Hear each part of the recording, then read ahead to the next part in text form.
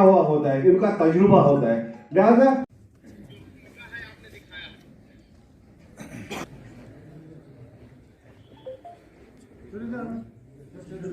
सुरेंद्र जी बशुन दावा दिवान office secretary Kashmir film से TV stage पे बेशु मोहम्मद अखिलेश वनान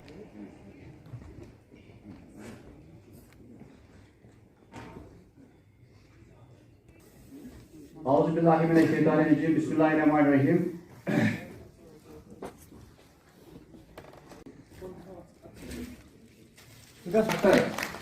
डॉक्टर अली मोहम्मद साहब को साबिक मलिक अता खातून साहब को साथ से समारोह से नवाजी। शैलेंद्र जी करे आशिफ हुसैन सुरेंद्र जी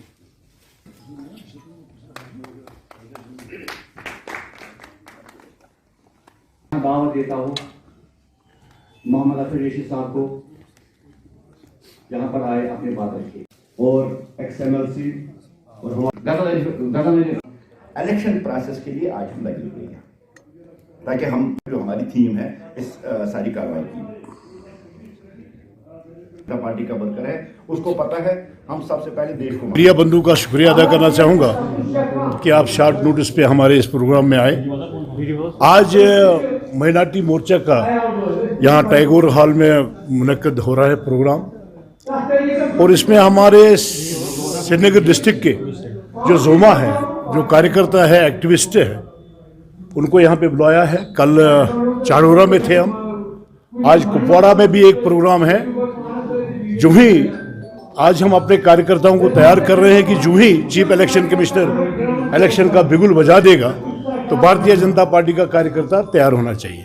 इसलिए इस मीटिंग का आज यहाँ पे इनेकाद किया गया है और मेरे साथ यहाँ इस माइनॉरिटी मोर्चे के प्रभारी डॉक्टर अली मोहम्मद मीर हैं, party spokes person Altaf Thakur साहब हैं और माइनॉरिटी मोर्चे के प्रेसिडेंट शेख बशीर साहब हैं और दीगर जोमा भी साथ हैं। देखिए, द कश्मीर फाइल्स के बारे में मैंने बहुत बार मीडिया को संबोधित किया है।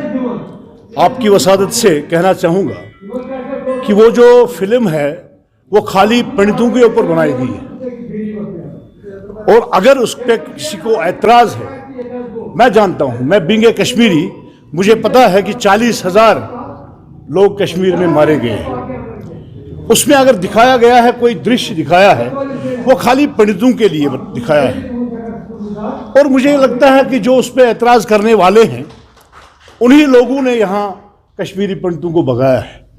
मैंने पहले भी कहा कि कांग्रेस की सरकार थी, डॉक्टर फारूक साहब यहाँ हमारे CM थे, उन्हीं की कारस्तानी की वजह से और हुर्रियत के साथ मिलके कश्मीरी पंडितों को भगाया गया है।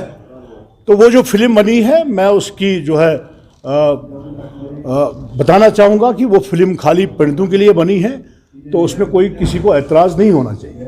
हाँ, अगर किसी को ऐतराज़ है, बींगे मैं मुस्लिम, मैं हूँ सोफ़ी यूसुफ, मैं भी अपने कश्मीरी भाइयों के लिए, मुसलमान भाइयों के लिए फिल्म बना सकता हूँ। कौन मुझे रोक सकता है?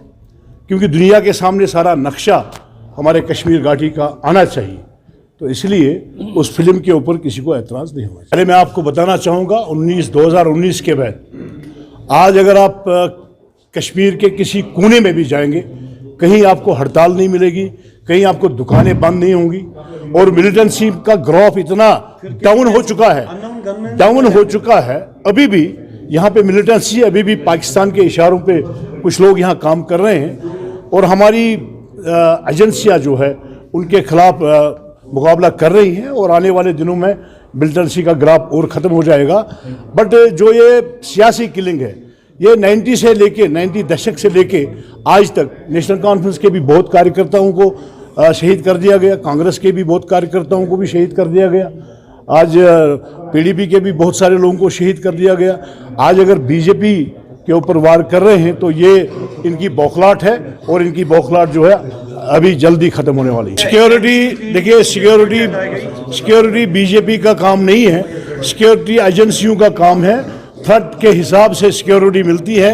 आप देखेंगे कि बहुत सारे पॉलिटिकल लीडर्स जो है जो थर्ड परसेप्शन में है उनको सिक्योरिटी है। जो एक्सरसाइज है लगभग कंप्लीट कर दी और इलेक्शन कमीशन ने उसके बाद 4 महीने मांगे और यही अंदाज़ा है कि शायद अक्टूबर नवंबर में शायद इलेक्शन होने वाले। और आज की जो मीटिंग थी ये इलेक्शन रिलेटेड थी, बिगुल जो बच चुका है। इलेक्शन की तैयारी भारतीय जनता पार्टी की 24 घंटे इलेक्शन की तैयार रही थी। आज भी जो मीटिंग हुई है यही समझ लीजिए कि इलेक्शन की तैयारी की एक मीटिंग थी। और आज हमने वर्करों को यहाँ से यही कहा कि कॉन्स्टिट्यूंसी और डोर टू डोर लेवल जो है वो कंपेयरिंग छोड़िए और आने वाले इलेक्शन के लिए लोगों को तैयार कीजिए। ठाकुर साहब, अगर देखा जाए यहाँ पर अभी जो फारूक साहब की तरफ से एक स्टेटमेंट आया उसमें बताया गया कि अगर फ्री एंड फेयर इलेक्शंस यहाँ पर होते हैं तो बीजेपी कहीं नजर नहीं आएगी। Your take sir. देखिए, भारतीय जनता पार्टी है और नेशनल कॉन्फ्रेंस और भारतीय जनता पार्टी में यही फ़र्क है कि नेशनल कॉन्फ्रेंस ने 87 में रैंकिंग करके नेशनल कॉन्फ्रेंस को जिताया। और मुत्हिद-माज़ जो आज मुत्हिद-माज़ आपके सामने JKLF की सूरत में मौजूद है, जो आज के सामने HM की सूरत में मौजूद है, ये क्रिएशन है नेशनल कॉन्फ्रेंस की जो इलेक्शन में रैंकिंग किया। भारतीय जनता पार्टी ने हमेशा फेयर इलेक्शन कराने का जो वादा किया और आज भी हम फेयर करते हैं। और आज भी हम वसूख से कह रहे हैं कि हमें जो इलेक्शन होने वाले, जैसे DDC इलेक्शन में हमने फेयर इलेक्शन करे, आज भी हम इलेक्शन करें। नेशनल कॉन्फ्रेंस की रीत है, नेशनल कॉन्फ्रेंस की रवायत है रैंकिंग करना, भारतीय जनता पार्टी की रीत और रवायत नहीं है। और जहां जम्मू से लेकर कश्मीर तक भारतीय जनता पार्टी की एक लहर चल रही है, मैं वसूख के साथ आपको कह रहा हूं, Bharatiya Janata party single handed बनाएगी और 50 के पार इस बार भारतीय जनता पार्टी की संख्या होगी और जो आने वाला CM होगा वो भारतीय जनता पार्टी का होगा। सर, मैं आपसे जानना चाहता हूँ कि पॉसिबल है कि वोट्स में डिफरेंशिएशन आ सकता है, आप वोट्स में नहीं, देखिए जहां तक कश्मीर फाइल्स की बात है, रियलिटी है, हकीकत है। और जो उसमें आंकड़े दिखाए गए, जो RTI के जरिए आंकड़े दिखाए गए, वो बहुत कम है, उससे बहुत ज़्यादा है, क्योंकि उस वक्त गवर्नमेंट के पास कोई फिगर्स नहीं थी। जहाँ तक आप वोट की डिवीजन की बात करें, जहाँ तक एक आम कश्मीर की सोसाइटी की बात है, वो आज भी पंडित को चाहता है। वो आज भी अगर कहीं कश्मीरी पंडित मरता है तो मुसलमान उसका क्रिया कर देता है। लेकिन मुस्लिम कम्युनिटी के साथ जोड़ना ये नाइंसाफ़ी, ये गलत है, क्योंकि आतंकवाद का कोई मजहब नहीं होता। आतंकवाद आतंकवादी होता है। आतंकवादी ने टिकलाल टिपलू को भी मारा, आतंकवादी ने मशीरुल हक को भी मारा, आतंकवादी ने बहुत बड़े आलिम जो यहाँ हमारे इमाम थे मौलवी फारूक मौलवी साहब को भी मारा। ये आतंकवाद है। आतंकवाद के सामने मुसलमान हिंदू कोई नहीं है। ये एक आइडियालॉजी यहाँ क्रिएट करने की कोशिश की गई थी। पाकिस्तान ने यहाँ इंटेलेक्चुअल्स लोग हैं, जो यहाँ के मॉडरेट लोग हैं, जो हिंदुस्तान को चाहते थे, उनको ख़त्म करना उनका बेश था। इसलिए उसी में उन्होंने पंडितों को भी मार दिया और मुसलमान के जो इंटेलेक्चुअल्स लोग हैं, जो मॉडरेट मुसलमान हैं, उनको भी मरवाने में यहाँ पर उनकी ग्रीवेंस क्या जस्टिफाइड नहीं है जो पंडित कह रहे हैं कि भाई हमें रिहैबिलिटेट नहीं किया जा रहा है, इवन दो कि बीजेपी की गवर्नेंस चल रही है। देखिए, भारतीय जनता पार्टी पहले दिन से ही